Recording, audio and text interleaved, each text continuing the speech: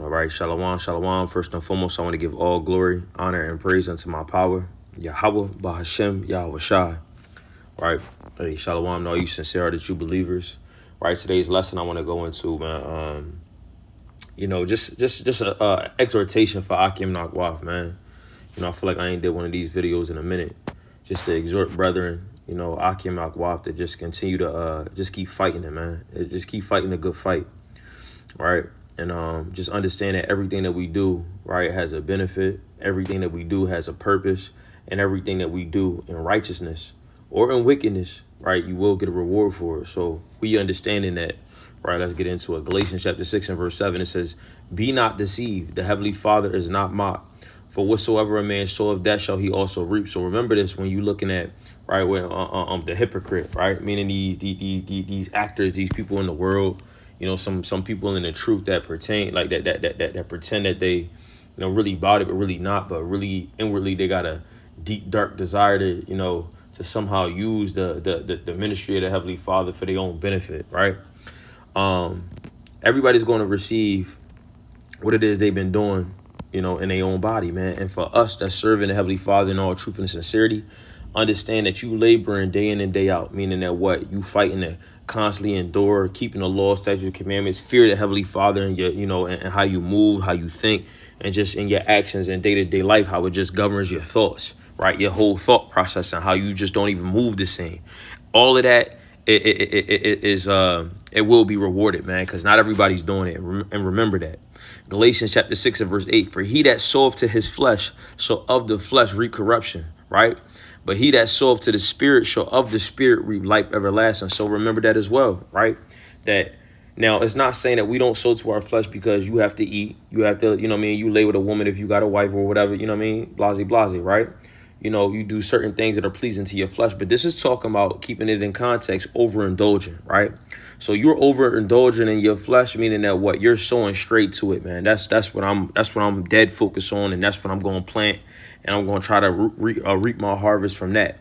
But this is also saying on the flip side, "But he that soweth to the Spirit, right, shall of the Spirit reap life everlasting." So if you make that your priority of that particular action, right, by you sowing to the Spirit, you're going to reap life everlasting, which is what going to cause you to receive 144,000 crown if you're a brother, right?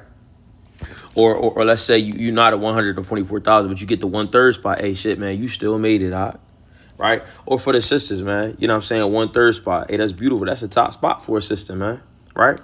More than likely, you gonna be married to 144,000 brother. You know what I'm saying?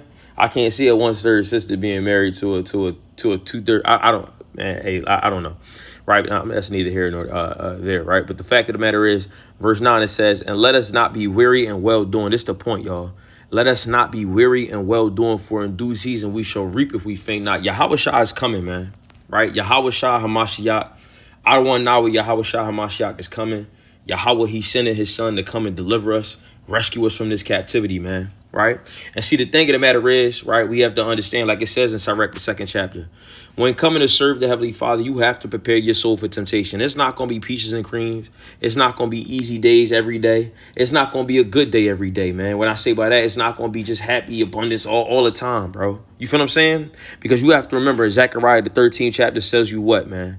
The third part shall I bring through the fire. Meaning that what? The Heavenly Father, you already seen in the first book of Job, right? So you got Job, I'm sorry, not the first book, the first chapter of Job, right? It was Satan, he came among the son, he came, Slakia, and counsel with the Heavenly Father. And basically, the Heavenly Father took account, like, what's going on? What you been doing? Going to and fro in the earth. He said, okay, well, did you consider my servant Job? Job was a righteous man. We all read about Job. We all know about the story of Job and the perseverance of Job, right? And at the end, Job got a reward for his faithfulness. So we all understand that, right? So we understand the process in which we get tested, we get tempted, and we get tried, right? So when we understand where it talks about in Zechariah, the 13th chapter, where the Heavenly Father going to bring us through the fire, look at some of the same examples that we see throughout history, right?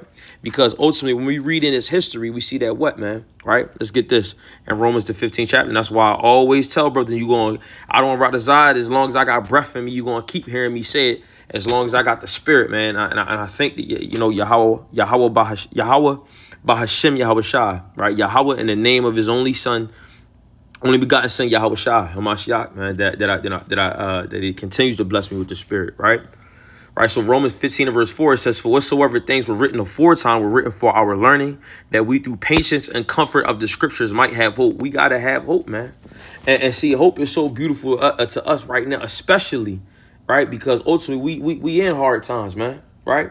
We living in evil days, right?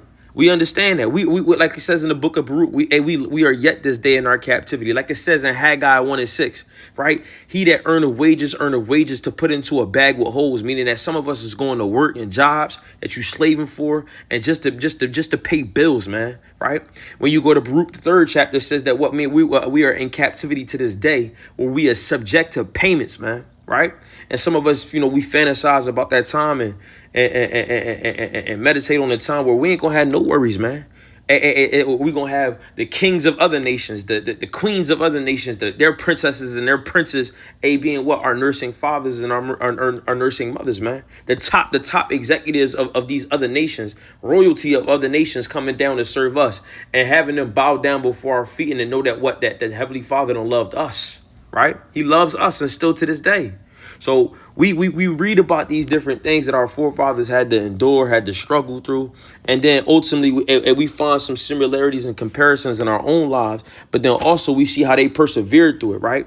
And seeing how they persevered at a similar point in their life or in their particular walk, and they persevered and came through it, and the Heavenly Father was with them and remembered them and brought them through. It gives us hope that he'll do the same for us because we serve the same power and we are of the same bloodline, right? And we're in the same office of serving him and being his servants, right? And we understand that the Heavenly Father changes not. So if he was there for our forefathers of old, he gonna